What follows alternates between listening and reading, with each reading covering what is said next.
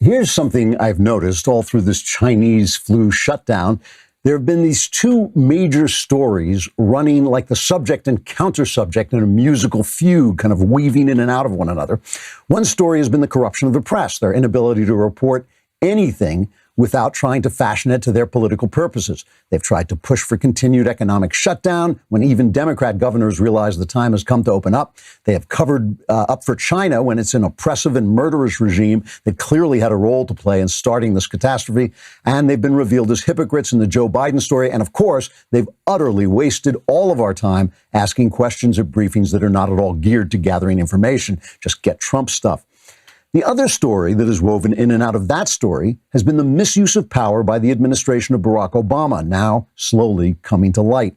It now seems pretty clear that Michael Flynn was railroaded into a guilty plea for the purpose of keeping a useless investigation into Russia collusion alive. It now seems possible that the FBI's Peter Strzok abused his power in ways that may actually be not just wrong, but illegal. And today we have a story about Adam Schiff stalling the release of documents with no likely good reason other than to protect himself from being exposed as the liar he obviously is.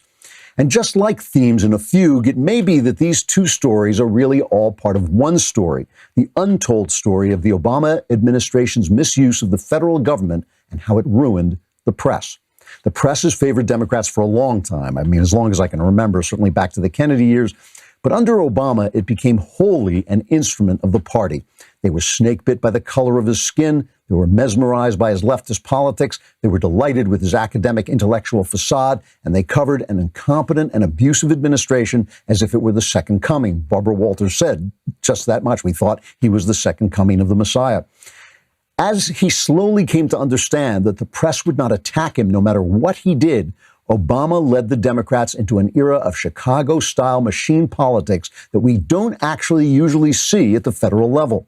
Abusing the IRS to silence dissent, abusing the Justice Department to bully local law enforcement, abusing the FBI to investigate a rival political campaign. The press, in failing to cover Obama honestly, essentially became complicit in that dirty politics.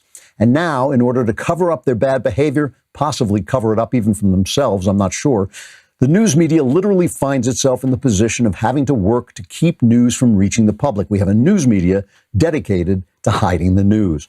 I think that what we are seeing now is that the Obama administration, protected by the president's race and by the sick racial obsessions of the left and their media, they destroyed the press as a reliable institution. It remains to be seen whether the press can be salvaged and reformed, and whether conservatives and maybe moderate liberals are smart enough to work together to do it.